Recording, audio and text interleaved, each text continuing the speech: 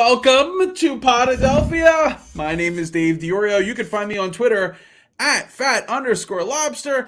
I am joined by Sarah, and Gene has evidently demanded a trade. What is up, Sarah? Hey, Dave. Hey, Gene's agent. I hope that you're listening. I would really love to work something out between Podadelphia and your camp. If Gene were to show up tonight, I'm sure he'd want you to know that you can find the show on Twitter at Podadelphia. And you can find me. My name is Sarah Siders. You can find me at Sarah Siders on Twitter. Yes, absolutely. And just a little bit of, behind the curtain here, Gene was actually earlier than he has ever been for a show. He was here about 5 minutes before we went on air. And then he took the red pill or something, and he's a glitch in the Matrix now. We don't know where he went. We don't know where he froze. It was the statue of Gene, and then he was gone. So maybe he'll pop back in. I don't know. That is the second Matrix reference you've made to me since we've been talking this evening. Are you excited for the new trailer that's coming out this week? Yes, I'm excited. Well, I floated the joke out to you before we went on the air, and I thought, okay, it sort of worked, so I just went with it. On the air. It's just like our Slack channel. Sometimes you test the joke out, and you're like, okay, it worked. It's social media ready, and then you slap it on Twitter, and it's like, okay, we've seen that a few times. Guilty as charged. Okay, so all right, my train of thought, where did it go? Woo. All right, well, we started with demanding a trade. So this week, was it this week or last week, because we've been on vacation, so I don't even know. I think it was maybe a week and a half ago. Ben Simmons, the Ben Simmons camp, has come out and demanded a trade. Now they have requested a trade, and Ben Simmons stated he will not show up to camp. Well, in things that would have been surprising maybe a year ago, this has to lead the way. Boy, has Ben worked hard to prove all the people who defended him wrong. I mean, this has not been a good run for him. I guess his time in Philadelphia hasn't been a good run for him. I mean, we've recognized how good of a player he is, but he's not this good. Ben Simmons is not worth this much drama, and to demand his way out of town just because he heard his name was being shopped. We talked about it when he made the decision not to play for the Australian national team.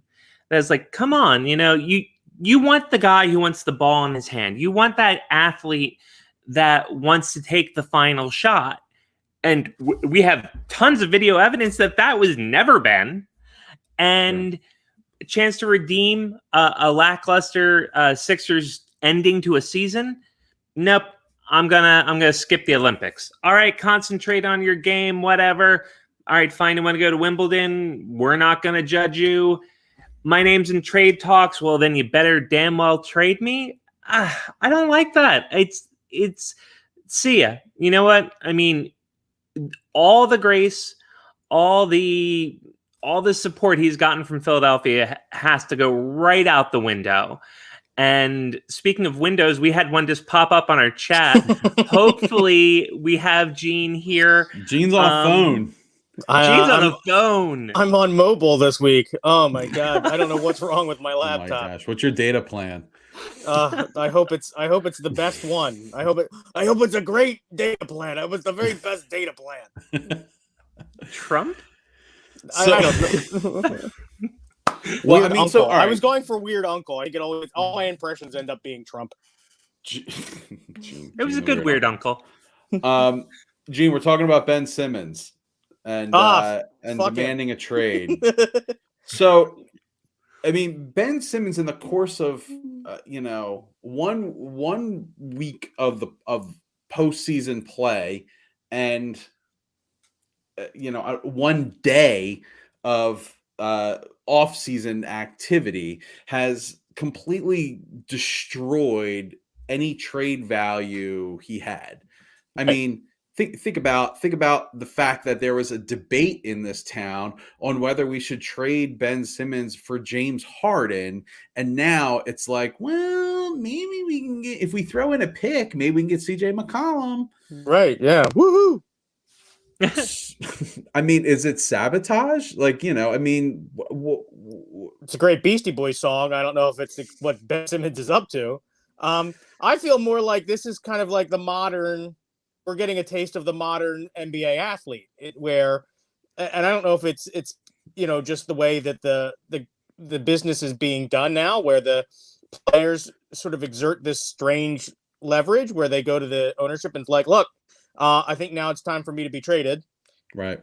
I think the thing that is most surprising to me is, Ben, like that was going to, like, that was the plan. I don't know why you're suddenly being like, well, I hear you don't want me. Well, that's fine, because I don't want you either.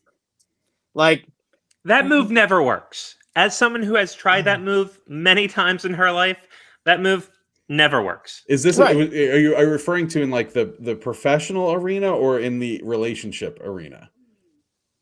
I can let you guess, but no, I was talking about the relationship arena. Yeah, we're not getting into that. We have plenty of sports to talk to. We'll look, save we're that. only 7 minutes into the episode, and we were off last week, so we have to explore things. Yeah, but it's like, hey, Ben, we need to talk. It's like, oh, you know what? We quit. I quit. Right. I'm breaking up with you. You're not going to break up with me. I'm breaking up with you. It's my decision to leave. You decided nothing. I am the one who has come to you and has demanded a trade. It's clear you want me to stay, but no, I'm leaving. I need to go to another team. It's just not working out here. Sorry. I don't know what that was you called the playoffs, but I need to go somewhere else. I'm the decider. Yeah, that's basically what happened in this situation. Ben is living in a fantasy world inside his own mind, making workout videos and post. All right, so but anyway, so it's a really difficult situation we're in. Embiid's reaction as well. Did you see his? I have the tweets here. Do you want me to read them? Yeah, because I don't remember them verbatim. It's been like a week. Okay, so this was September 1st. So yes, correct. It was a week. Good memory, Gene. Joel Troll Embiid tweeted, I haven't forgotten, but 2 years ago, I got booed. People in Philly wanted me to be traded. I even shushed them. Only the real ones didn't, but I just put the work in that offseason to be better because I knew I wasn't playing up to my potential. Philly fans, y'all also got to be better. And I have no problem with him saying that because that's Embiid. We love Embiid. And part of this thing that we love about him is he speaks his mind. He isn't afraid to say something controversial. But it feels like that last line completely goes against the rest of the tweet, where it's like, I got booed, I remembered, and know why I got booed? I wasn't working hard enough. I took that in eternally. I worked on my game and got better. So Philly, y'all got to be better too. I'm sure there are areas we could be better in. I'm certain the fan base has been too hard on people who don't deserve it. But it doesn't feel like Embiid was giving that example. I don't know. When it comes to the Sixers, there's a lot more examples of times where we've had patience with people that was not necessary. I mean, Markelle Fultz. We as a fan base had a lot more patience than I think we've had with a lot of other players that have come into the city with similar situations. Although, how many people have come under like those sorts of circumstances in Philadelphia? Very few, if any. Yeah, I think, but I mean, we do keep like, I don't know, like showing this this piece of evidence of how like I don't know how like lovely we are by saying like, look how patient we were with Markelle. Look how patient we were with Ben. Look how we forgave Alshon Jeffrey for being a horrible receiver against that Saints game. But I think that it's, I don't know. You could just is it our responsibility? You could just be like a shitty person. You could just be like a shitty person, but you donated blood that one time, and you keep running around going, "Yeah, but I donated blood that one time." I don't think the fan base is shitty. I mean, the fan base has done shitty things, but I think the Philadelphia tough crowd atmosphere is diminishing. Look at the Phillies ballpark. It's more and more family friendly, more and more instances of doing the wave in games where we shouldn't be doing the wave. But it's for a long time, Philly really did have that reputation of, and I think a well-earned one, of we will give you a hard time sometimes, but booing doesn't equal hate. If you get booed here, that means there's something about your game that we don't like. And occasionally Philadelphia targets the wrong person. We can say that. But I think for the most part, Philly seems to get it right. And Tim says in his defense, he did donate blood that one time. So I got the story right. And good. I'm glad that Tim was able to donate blood that one time. That was a solid thing to do, brother. I don't know. Maybe it's turning 40 or, whatever, or winning championships or whatever it is that has just made me I don't know. I can't be bothered with booing anymore.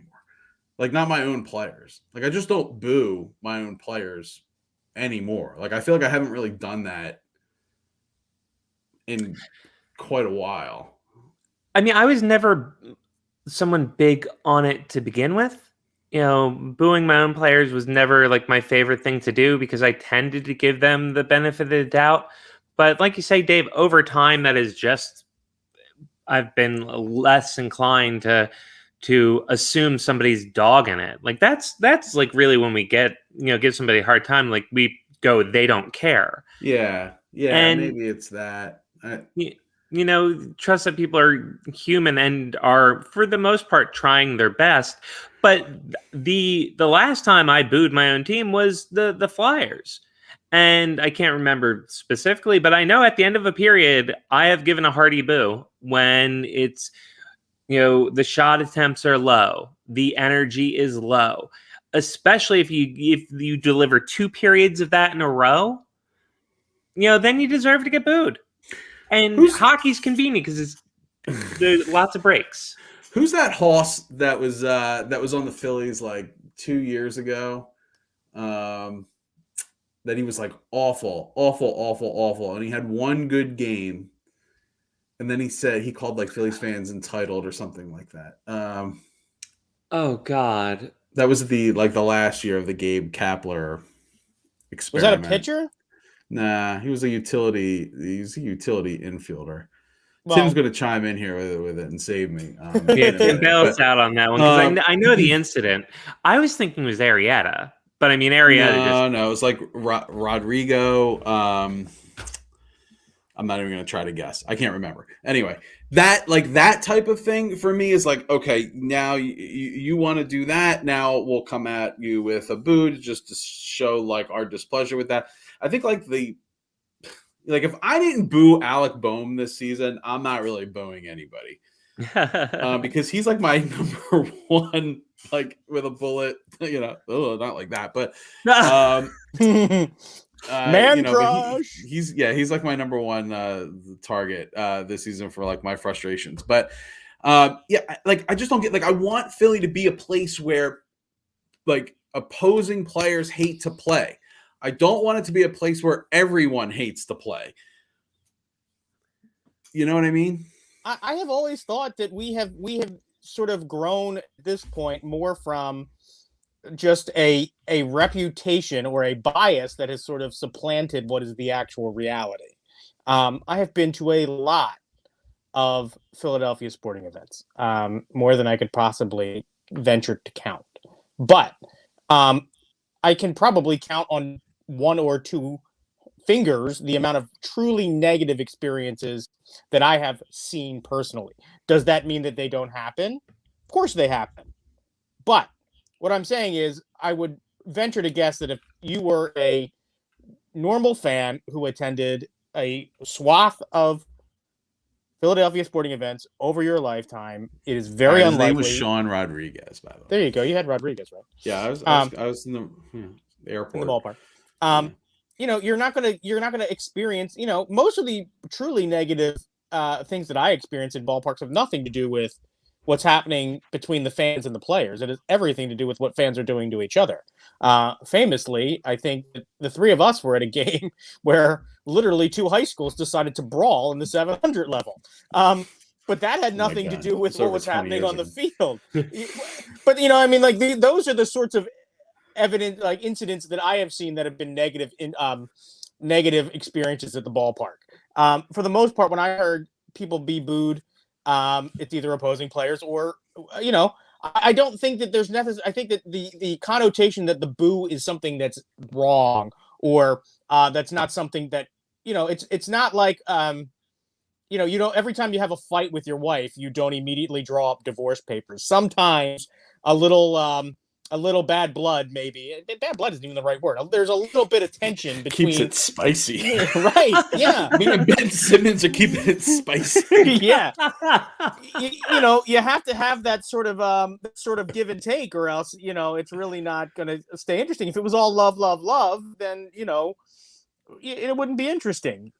Also, we aren't necessarily a soft fan base. We aren't people that are going to tolerate. And it's always the same thing. If you look at the through line, we don't like to tolerate people that don't give effort. We are a working class city. We are a Northeast fan base. Well, we were at one point, at least traditionally.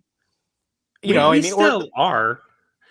I mean, Philadelphia still is. I mean, if you want to break down demographics and all, and who's coming to games and where they're coming from, and that might be a whole different story, but it is something we wear as a badge of pride, like Gene was saying.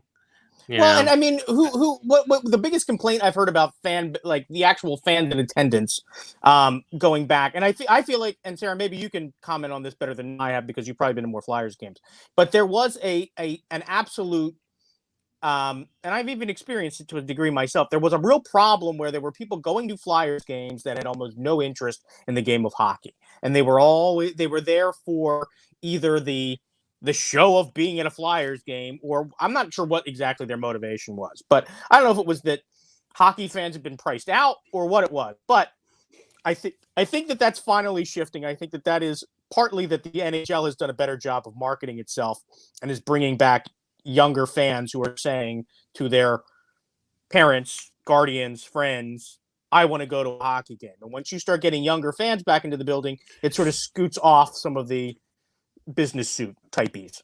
But that's in the case of the Sixers, we literally have fans booing a first place team.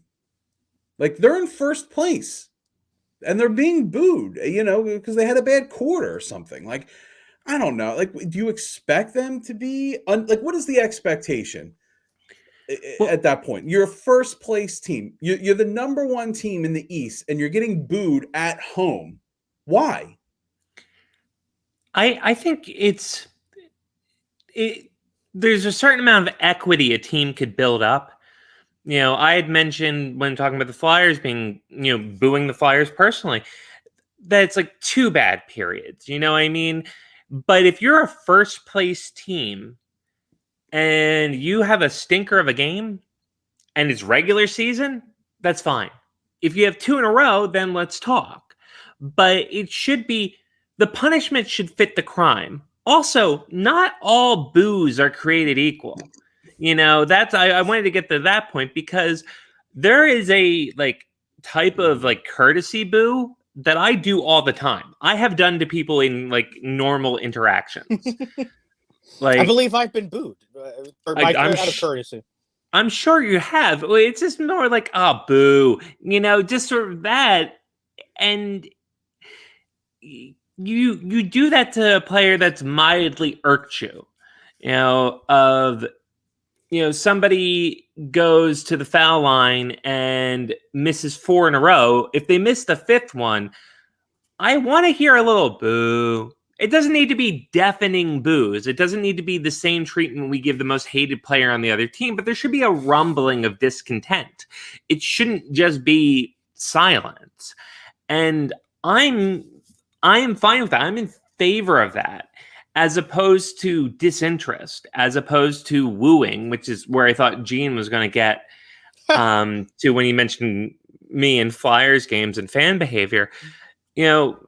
We don't like to police how other people enjoy the game, although we do on a regular basis on this show. So, I mean, hopefully not too much.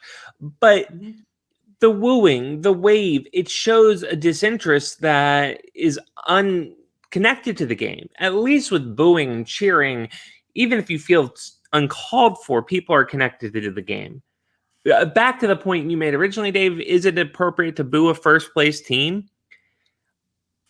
Sometimes, yeah. Sometimes to keep them in check. It doesn't need to be one bad game, unless one bad game's in the playoffs. I mean, honestly, I think to some degree, it's I don't come to a lot of games. I paid a lot of money for this game, and this is the performance you're going to give me. I'm frustrated. I'm going to boo. Honestly, I think that's what it is. And the thing is like, I don't know how many NBA teams have gone undefeated. I think 0. I think it's 0. I don't know how many NBA teams have gone undefeated at home. Maybe there have been. I don't know for sure, but it's not a lot. Whatever it is, you don't have a team that's going to do that. Sorry. So, no matter what game you go to, you are taking the chance that your team's going to lose. You're not going to get the performance that you expected. If you want to go see the Royal Shakespeare Company's performance of Hamlet, you can expect a certain level of performance with that, but you can't do that at a sporting event. Sorry, sometimes the other team wins. But if you go to Hamlet and they're doing Much Ado, and you paid for Hamlet and all the costumes and all the sets for Hamlet, and they're still going to play basketball. They're still going to play basketball. Come on, that's fair. But I would, if I went to the Globe, although I think they shut the Globe down. If I went to the Globe and they were putting on the wrong play, I would boo. Just me. Fair enough. Sorry, Gene, go on. Fair enough. No, I was just saying, I think it's strange that we've come to a place in the pandemic where Dave is the one that's like, come on, everybody, let's just be nice and love each other. I'm telling you, usually he's the hardcore of the bunch. Let's just be nasty as hell. Be nasty as hell. Be it to the other team. I don't understand why, we're like, I specifically empathize with the Sixers situation. Like, as a first place team that won the East in the regular season, they got booed pretty regularly at home. And to me, it's not cool. Even watching it on TV, I was like, that's not cool. Do you think that it's sort of symptomatic of as you draw in more sort of bandwagon jumping fans that they're especially with the NBA? Because I think there are sometimes NBA fans that can be sort of spun towards the team that is hot. And, you've got, with the Sixers fan base, you have teams that are the trust the process loyalists who have, I think that there's a certain segment of them that have a certain amount of fatigue at watching bad basketball. So you've got sort of a wicked combination to use a Boston term. You've got sort of a wicked combination of, bandwagon jumping fans and tired fans. And, it ends up with a very short fuse. I think it may have something to do with being a football first town. I think football, above all the other sports, the team that is supposed to win wins. Yeah. Things go the way you design them. Sure, there's some variables in there, but for the most part, I think I don't know. I feel like that has something to do with it. It's an impatient sport. Right. Every game is max critical importance. I think you're 100%. I think you're 100% right, Dave, because we are a football town. Regardless of how the other teams are doing, unless we have a dynasty form out of the Sixers, the Flyers, or the Phillies, we're going to be a football town for a while now. And every game is so important in the NFL. You only got 17 of them. That's weird. I know, isn't it? But you only have 17 games, and people are accustomed to living and dying in each game, and you only get one chance. And if the Eagles blow it on Sunday, well, they've blown your whole week. And I once said to someone had moved to the area from Florida a long time ago, so we don't have to worry about their COVID status. But I once said to this person that, like, you can tell how the Eagles did just by the mood of the people in the town. You know, if the Eagles won a big game, that whole week was lovely. If Eagles coughed up a big game, that whole week sucked. And it wasn't just you personally, it was everyone you were dealing with. And it seemed like I think of it most often with the Phillies when it comes to the bandwagon fans. That, again, I think we vocally welcomed. We want bandwagon fans, but also kind of look around, see how other people are behaving. Know that baseball is a game of series.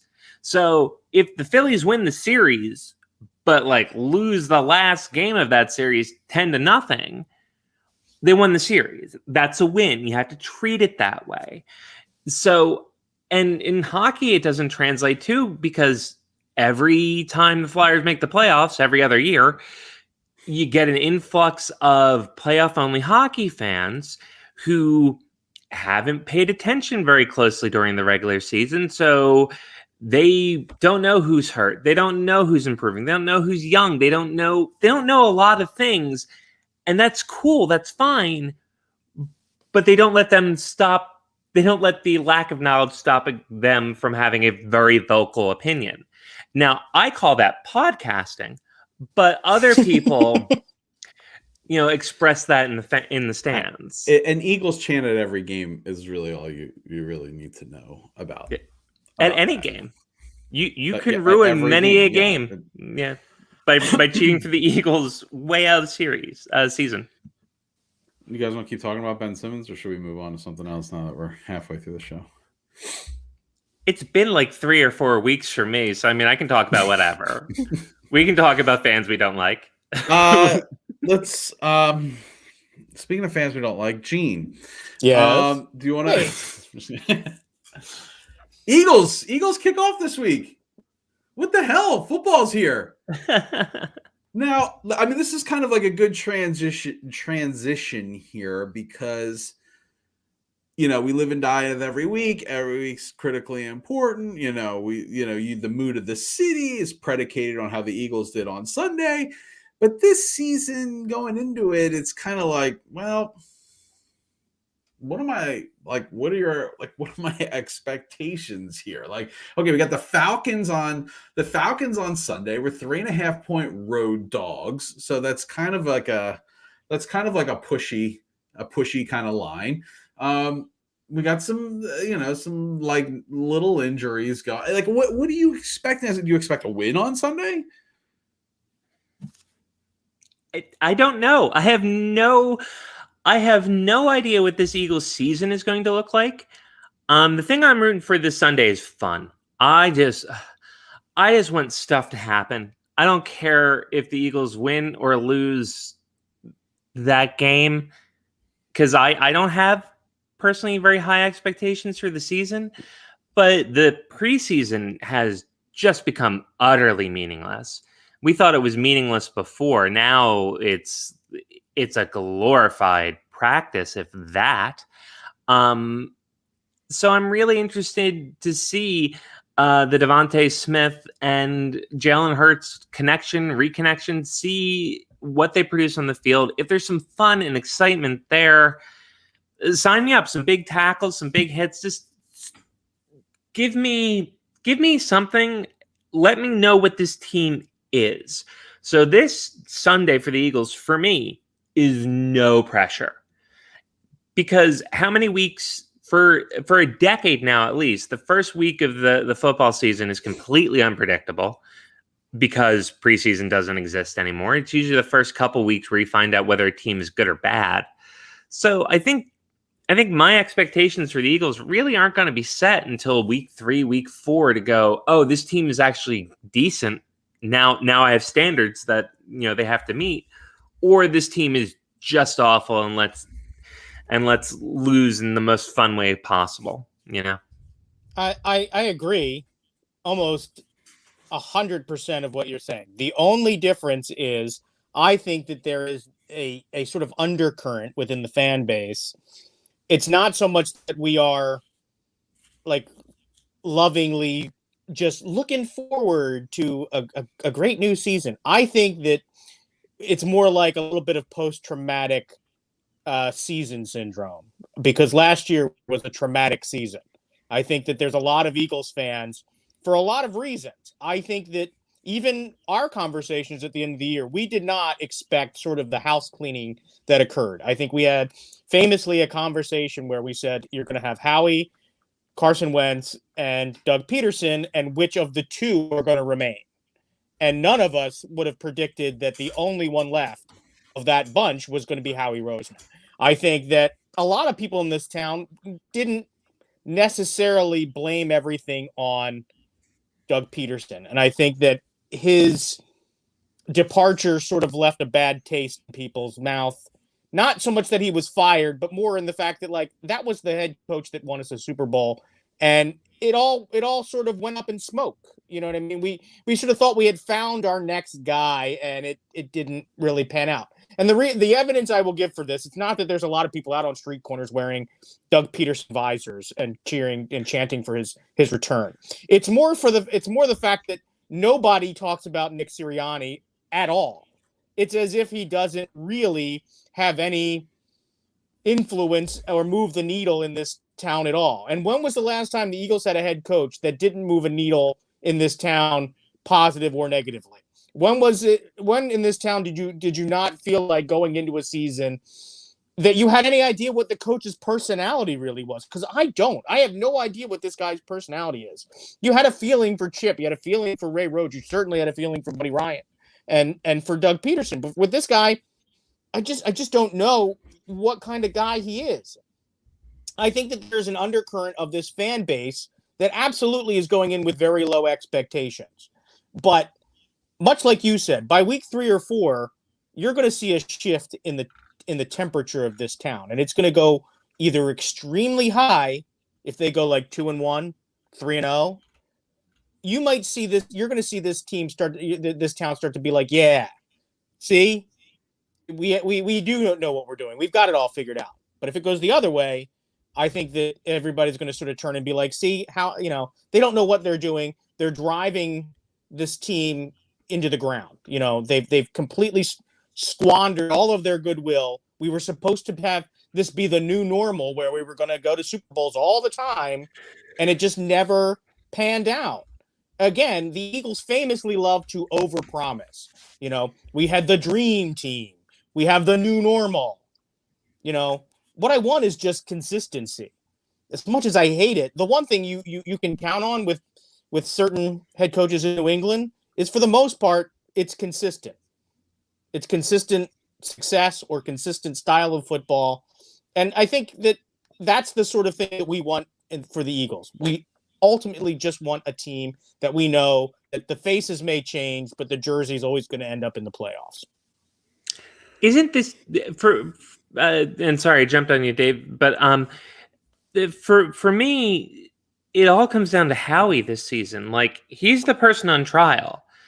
It's we watched the Eagles struggle with futility so much the last few seasons, especially last season.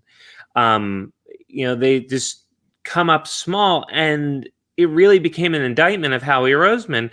Look at his drafts, look at the players the Eagles developed, and it was a barren wasteland. So if the Eagles are bad sort of against their will, if it looks like the Eagles are trying their damnedest and expecting to be winning, and it's a horrible season, then that's on Howie. If it looks like the Eagles are trying and okay with losing and not doing the last, end of the season Doug Peterson tank, if it looks like, hey, this isn't our year, but we're trending in the right direction, maybe. But I think the person I'm most inclined to boo early in the Eagles season would be Howie Roseman if it looks like we are trying to win and just can't. So a couple of things you two have me thinking about here. So Sirianni, going into the season with Sirianni, or going into the preseason at least, I had this like weird impression of Nick Sirianni. He's like, playing rock, paper, scissors with, draft picks to see how competitive they are. It's like all this like weird Gabe Kapler, like positive reinforcement. He's got the coconut oil in the office. I don't know if that's true or not, but it might be. I don't know.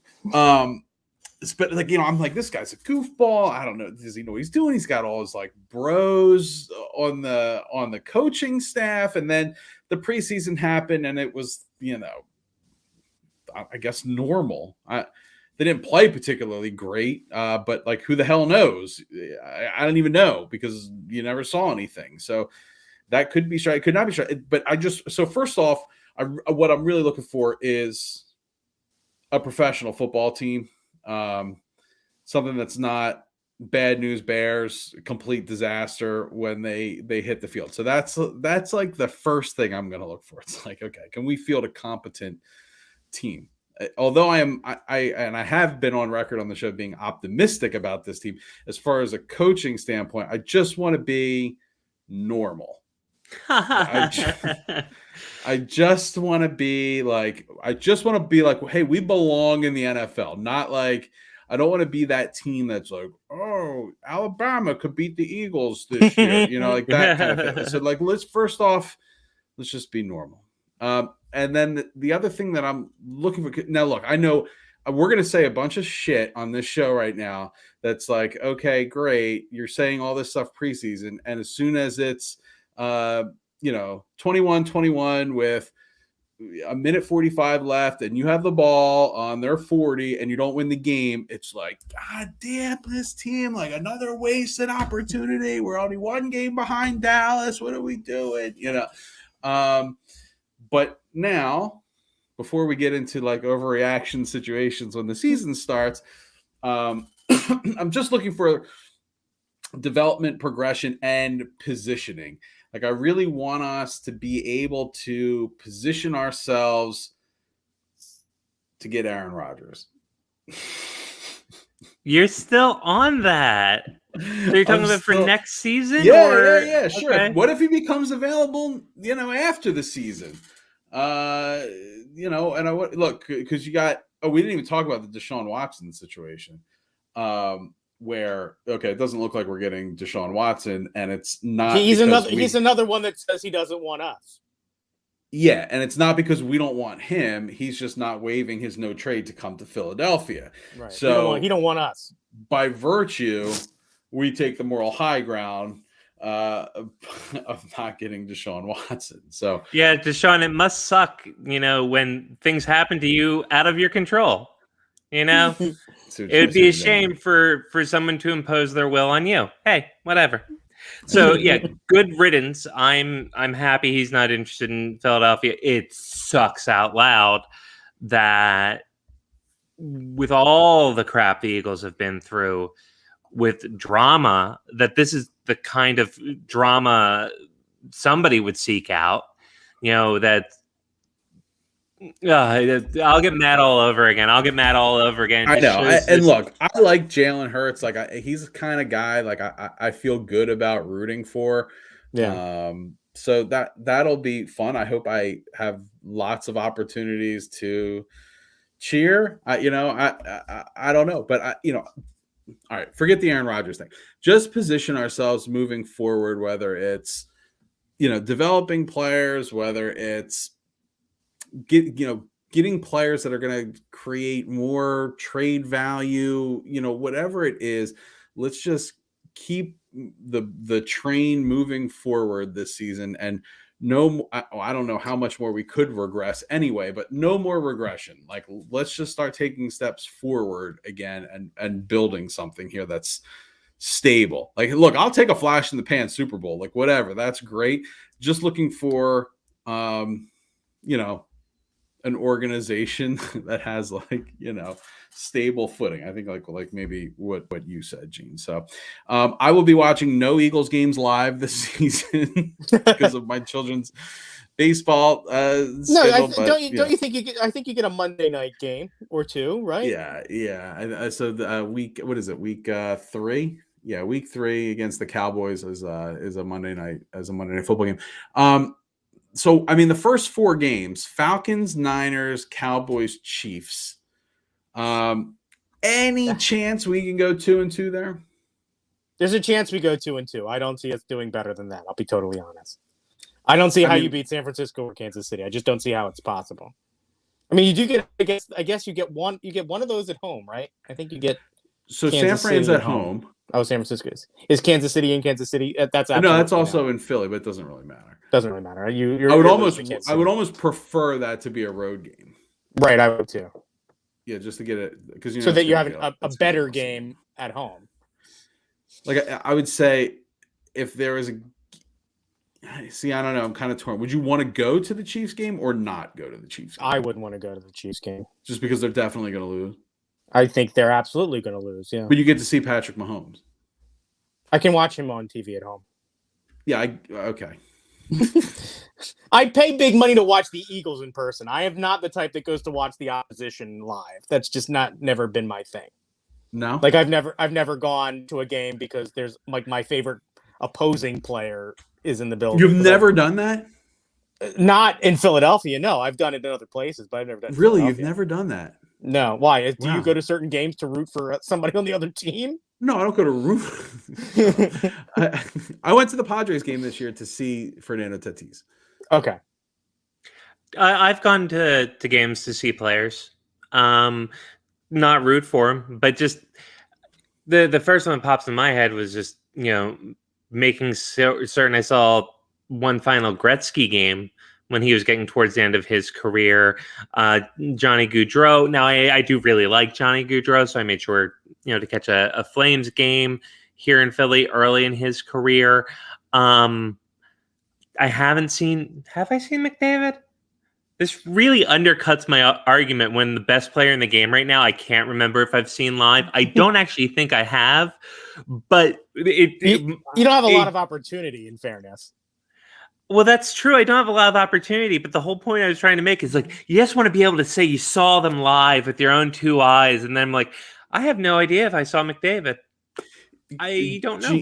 Gene, the Angels come to Philadelphia next season. You're saying, do I want to go see Mike Trout? And Shohei Ohtani. Oh, yeah, and Shohei. Yeah, I mean, there certainly is. I don't know that I look at the schedule and I'm like, well, I'm going to go to that game. You know what I mean? Like, I think that I'm excited when I go to the game and I happen to see something special. I don't necessarily circle certain dates and certain teams are coming in. But I will say that I may have made a. But see, you are the purest of the fans, Gene. I also am the most most likely to hate things that are not me or not us. You know what I mean? Which taken out of context things that are not me. That's horrible. But yeah, no, I mean, like I have turned down. I have broken up with girls because of their sports loyalties. So that's something that I've had to live with, and I'm sure that their husbands are glad that I let them go. So I pull up the couch. Gene and Sarah are talking about relationships tonight. Seriously. Oh boy. Shrink the heads. Yeah, I mean, I think it's an interesting phenomenon. I blame this on my father. My father has zero interest in basically anything outside of the teams that he roots for. I would say outside of Philadelphia, but I think the thing that my father roots for the hardest right now in his life is Gonzaga. I think that he's truly transitioned from being an Eagles fan to being a Gonzaga Bulldogs fan. Well, our parents never had, and even us as children never really had the opportunity to follow players the way we do now. It's like you only got the home team and then whoever they played, and now it's just, Also, player movement, although it happened, was not quite as, it wasn't quite the show that it has become now. I mean, there was no such thing as The Decision when we were, in our right. I was just years. actually going to say the NBA has kind of really taken this to the next level where But it's getting there to are be like that in every sport now. yeah. But like you get to be like that was the first sport where it's like I'm a fan of this player, and whatever team they play for. Like I have my team, and then I'm a fan of this player, and whatever team like they play for, I sort of passively, or maybe more than passively, kind of follow.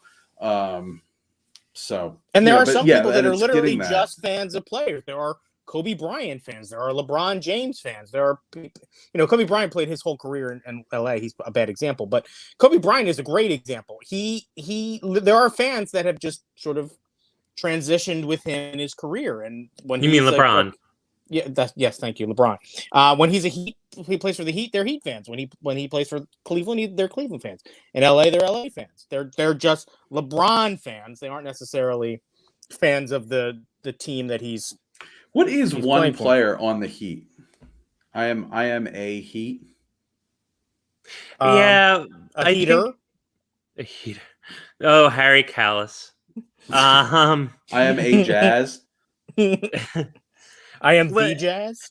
I mean, if we want to be cute about it, there could be a Jazz note. A Heat, a degree. Yeah, a degree. A Jewel. A Joule. A kilojoule. A BTU. Yeah. Okay. All right. I regret even talking about this. Oh, bring it on. I have puns for days. Okay, look, we got 10 minutes to talk about the Phillies. And tonight is a what the fuck game.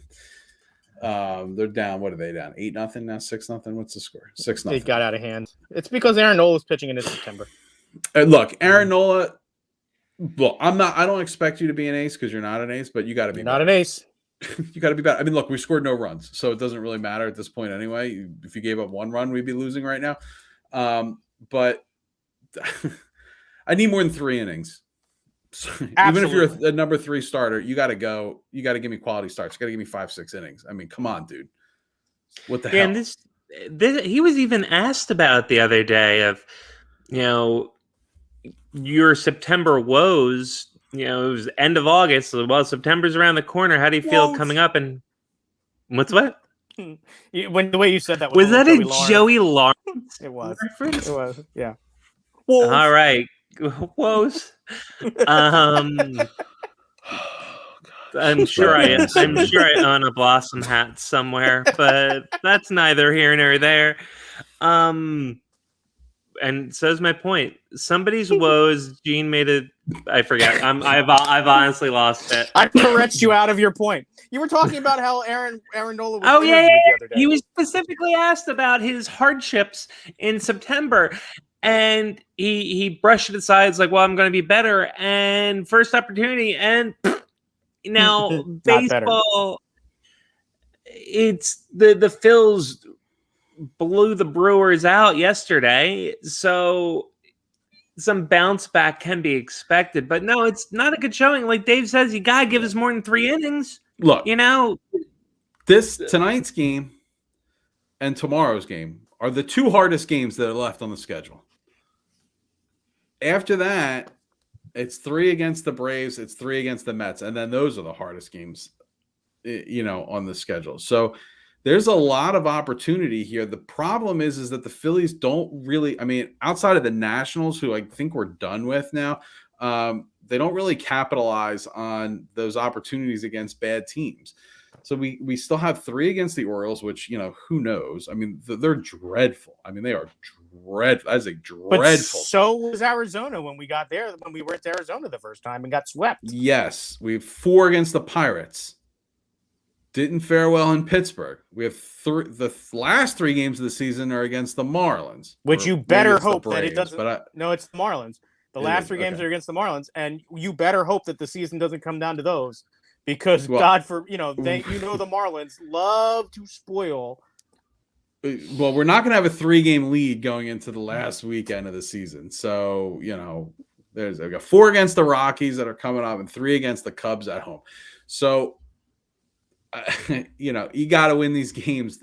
Atlanta's got a very easy schedule too, but they have 3 against San Fran left, 4 against San Diego. They got to play us and the Mets. So I mean, winnable games for Atlanta too.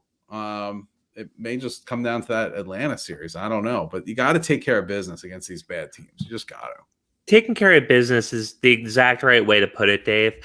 And it's September. We're talking about the Phillies. They are, what, a game and a half out of first right now? Yeah, give or 2 take? out of the wild card.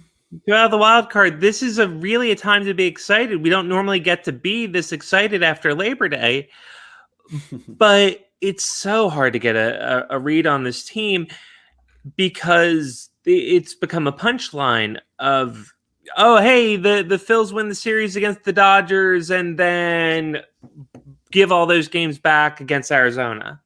So you can't look at the rest of the schedule and go, okay, we're going to win that series. We're going to win that series. And it all comes down to the Braves. It's going to be, well, we're playing some of the worst teams in the league. We have a historically bad Orioles team. Let's hope we take 2 out of 3 from that historically bad Orioles team.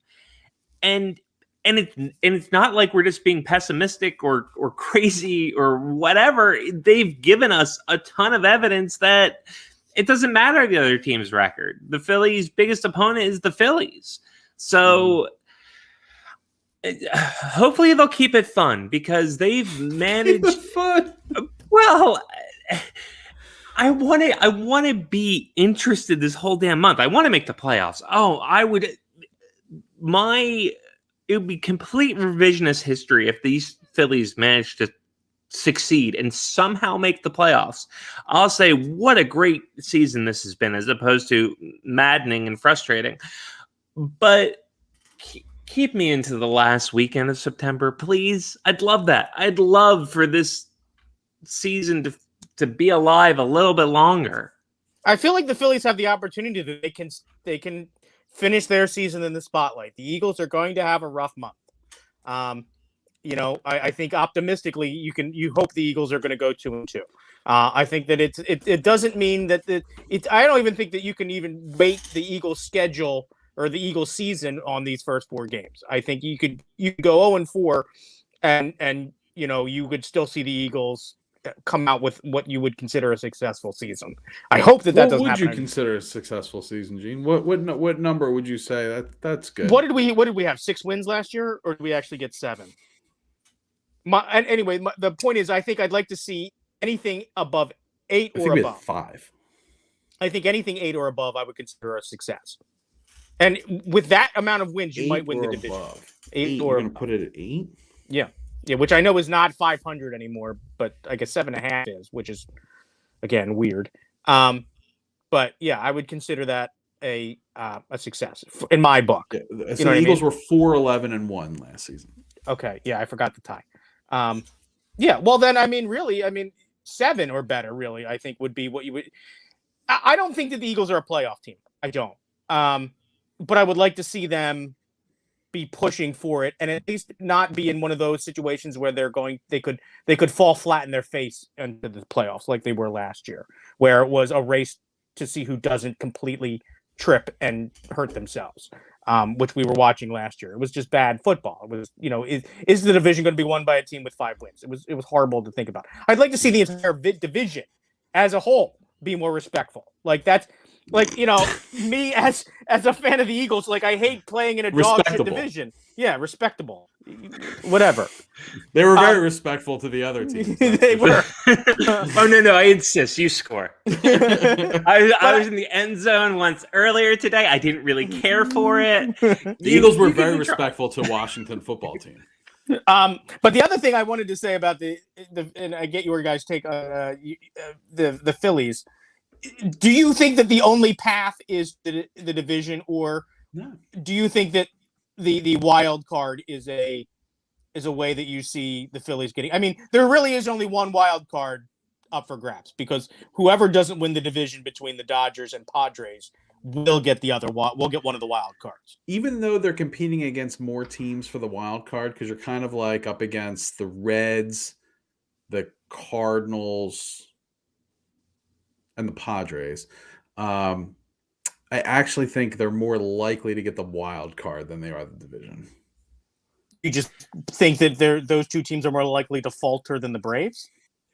Yeah, I think the Braves are a better team than the Padres right now. They're in free fall.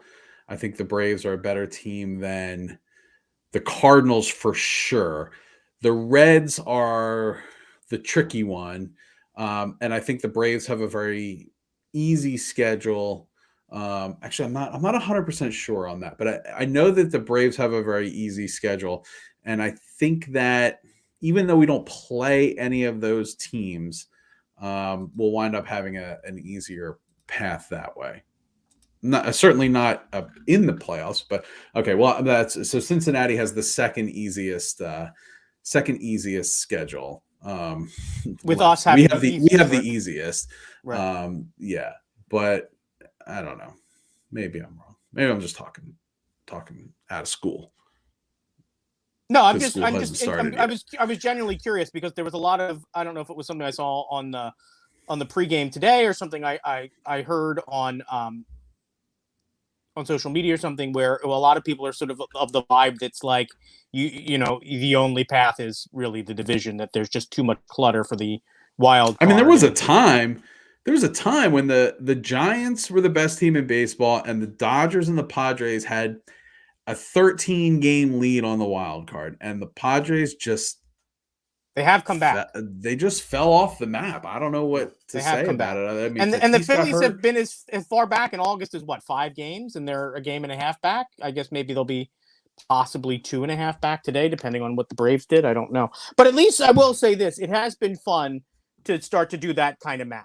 That is my favorite way to watch baseball, is when you sort of pull in all of those different mechanisms happening all around you that you can really start to enjoy.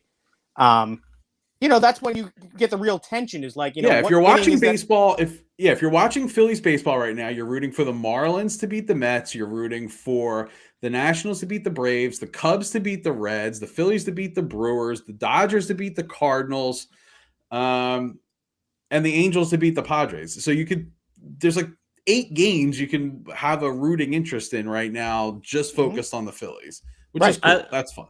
I love scoreboard watching, and I think it happens the most in baseball, it feels like, or I just associate it most with baseball late in the season, but I love scoreboard watching. I love, having your phone up, your computer up, your whatever, to keep track of all the different goings on that can affect your team and its playoff chances. You know what I love? What do you love, Dave? Go to the penalty box! All right, and it's been a while. It's been a long while, and I'm going to start with Gene tonight. Gene, who is in your penalty box, or what sort of crazy life story do you have for us? I'm going to settle in. What do you got for us? I mean, honestly, we sort of already we sort of already started talking about it, but like there has been nothing to me that has been more frustrating in the last 6 weeks, 5 weeks than the NFL's preseason product. It is dreadful. It has become beyond unwatchable because, there was a certain rhythm to the preseason that you could sort of follow when you were a kid. Even as recently as like 4 years ago, you sort of knew that early, you were going to see guys sort of shake the rust off, maybe get a quarter or a couple of series. But then you could always sort of count on that third preseason game where people would sort of almost play it like a dress rehearsal. And you could usually get some takeaways from that game that would give you an indication as to what sort of product you were going to get on the field. I think it's a combination of factors. Some of them I think are ultimately good things. I think that the way that training camps and the way that practices in the NFL are run are very different from the way they were even a decade ago. I think that it's much more focused on player safety and much more about building the mental reps in preseason or in training camp than it is necessarily to get physical reps. And I think that what you're seeing on the field in preseason games, much like what Sarah said, is you're seeing sort of extended practices. So you're seeing playbooks that are almost completely vanilla. You don't see really any sort of things that are going to resemble the type of offenses or defenses you're going to see in the regular season. And you're going to see a lot of players who are deep down in the depth chart because you're allowed to carry as many players as you are now throughout the entire preseason. You don't have to make those cuts. And therefore, you don't have coaches coaching them in a way that they want to see those position battles play out. So what you end up seeing is essentially glorified scrimmages. And I think the reason why I want to put this in the penalty box, because I really believe that the whole reason that the preseason even exists is simply pure greed on the ownership side. If the ownership didn't charge for those games and make season ticket holders pay for them, I think you wouldn't see anything resembling what we have as the preseason any longer. I think what we could see would be more open practices, sort of like what the Eagles do. I think that you would still be able to be exposed to your team. You would maybe have sort of open practices, but it wouldn't be organized preseason games that sort of give you the fake flavor of an NFL game. And the reason why they give you that fake NFL flavor, that dime a tap of the NFL, because they want you to pay. They want you to pay through the nose for your season tickets to come see preseason games. And I think that that's just pure greed. I think if you're really about player safety and the changes that you're making to the way that you want your players to practice and get prepared for the season, scrap the preseason. Scrap it. You don't need it anymore. It doesn't provide the physical preparation or the team building preparation that it used to. Get rid of it. And that would make me, as an NFL fan, so much happier, so that the first time I saw NFL football, it wasn't that fake grape flavor. It was the real shit. All right. NFL, you have a preseason counterfeit football problem. So straighten your shit out. You're getting 2 minutes for Gene disparaging Dimetap, my favorite part of being sick as a child, and another 2 minutes for charging people for a worthless product. Double minor to the NFL. Dave, who is in your penalty box? All right. I don't go on Facebook all that often. But I go on to like post the show links for this show. And I wind up seeing a lot of just ancillary crap along the way anyway. And one thing that I've seen over being on Facebook for, I don't know, how long have we been on Facebook? Like 2 decades at this point. We all got on Facebook right before you got married. Bye, Gene, by the way. He couldn't take it. He couldn't take you disparaging Facebook. 12, 13 years. Are these math problems? Okay. Oh. And I gotta say, I don't understand. Everybody I'm friends with, I'm not friends with anyone on Facebook that hasn't graduated high school. So I know everyone has taken algebra 1/2. That was the first algebra class I took, 8th grade, 7th grade, maybe. Algebra 1/2. And in that class, they teach you the order of operations, or PEDMAS, or whatever the hell. Please excuse my dear Aunt Sally. Aunt Sally, yeah. And you have to do the parentheses first. Then moving left to right, you do multiplication and division. Well, the exponents, they're not even in these problems. They're so simple. And then you do addition, like I'm just about to addition Gene to this show again. Thank you. And then subtraction. And then you get your answer. So before you comment on these math problems and look like a complete dumbass, do it through order of operations so you get the right answer. And if you're really stumped and you're not sure, you can open Excel and you can type the equation in a cell. You put equals and then type the equation. It'll give you the answer. So you cannot look like an uneducated buffoon who hasn't graduated 5th grade math when you're answering a Facebook math question. Or you could just save yourself all of the trouble and just move on. Like, just because you see a math problem on Facebook doesn't mean that you specifically have to chime in and give the answer. If you just want to save yourself, every question that's posed on there, you don't have to give the answer. So I don't know who I'm upset with. The people asking math problems on Fit, like I got to go on Facebook and I want to do math, or am I upset with people that are just like absentmindedly answering these questions? I don't know. I always kind of give this sort of I don't know who I'm actually putting in the penalty box to you, Sarah, so you could kind of suss it out for me. Appreciate that. I think I'm going to put It's not unlike the NHL. Oftentimes, NHL referees do have to decide who gets the penalties. So I'm the game manager. No, I'm going to. Okay. So here it is. I'm going to put the quick trigger mathematician, Facebook mathematicians in the penalty box. There you go.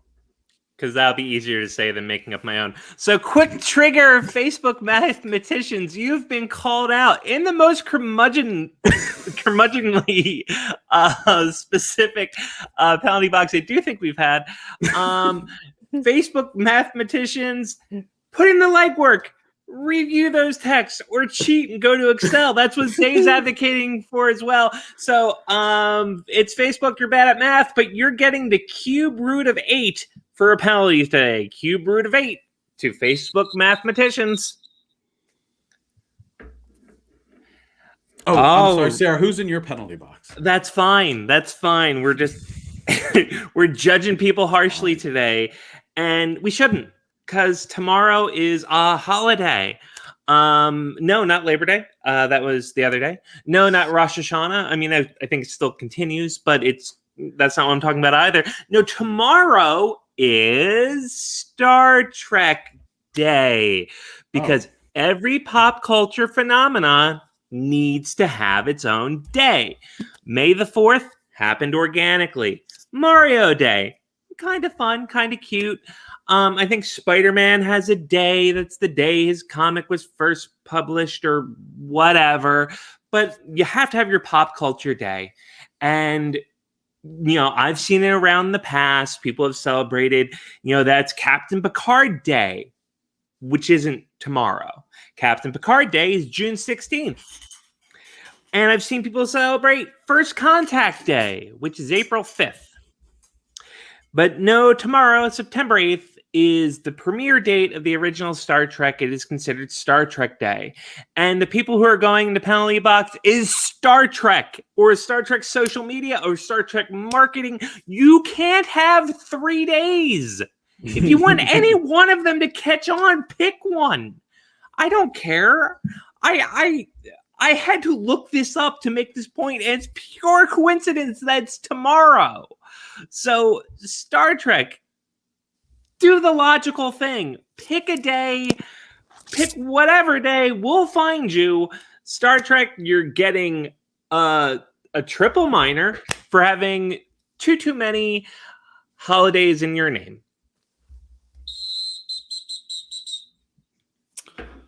All right. We did it. We did. Almost. We came back and we did it. Look, I have an example. I'm going to share it. Oh, Jesus Christ. Look, I'm going to do it right here. Look, 20 divided by 2, parentheses, 5 plus 5 equals what? Look, here it is. So parentheses, do that first. 5 plus 5 is what? 10, right? And now we're going to go left to right. 20 divided by 2 is 10, and 10 times 10 is 100. And I wrote it out here, and here's the equation. I wrote it all out, and even Excel does it for you. And that's the answer. Now come over here. What are we getting? What kind of answers are we getting here? Oh, this person got it right. It's 100. But I've seen all kinds of stuff over here. 1, 5. Who the hell knows? Anyway, all right. 5. Well, it's not even in the please excuse my dear Aunt Sally. It's the left to right, too. because some people go there, it trips you up because you do multiplication before division, which is not true. You do left to right when you get to that multiplication division class, and then left to right on addition subtraction. So yeah, so what you're saying is the most common type of mistake here would be 5 plus 5 is 10 times 2 is 20. Divided by 20 would be 1, right? Correct. So that would be a mistake. That at least would be a mistake that you can follow why the mistake got made. I don't know how still you wrong, and you don't be all like a defiant ass on Facebook. Be like, look, I spent one moron. I spent so much of my childhood being wrong at blackboards doing math problems. The last thing I'm going to do is to go on social media and be indignant that I don't know how to do math. Wait. Sorry. People are indignant and wrong on Facebook? All right. That's all the time we have for today. Well, we have a real quick announcement here that's in the chat here. So in a moment, Dave is going to plug for all the shows that you should listen to that are part of the Painted Lines or our sister show, The Whip Around. There's a lot of great podcasts to listen to, and one that you should make sure you listen to at least this Friday. But come on, anytime it comes out, listen to Locked On Flyers, because I'm joining the show 2 to 3 times a week. Yes, thank you. I'll be joining Rachel Donner, who is the full-time host. When I'm not there, Russ Cohen, you may know him as Sportsology on Twitter and from his website, professional hockey writer. The three of us will be taking care of Locked On Flyers going forward. I believe starting September 20th will be a daily show. Until then, we do 3 times a week. My first show as a host will be this Friday. I previously have appeared as a guest. I'm really excited. I'm really happy to start this show. And I hope if you guys enjoy hearing me talk about hockey, you check it out. If you just want to make me happy and do a favor, check it out too. But yeah, so we have a bit of an announcement at the end. I'm joining Locked On Flyers. That will not affect my time on Podadelphia. I will still force the Flyers into every conversation here. Better than I could have done it for sure. We'll see you next week, everybody. Have a great day at work. We are out of here.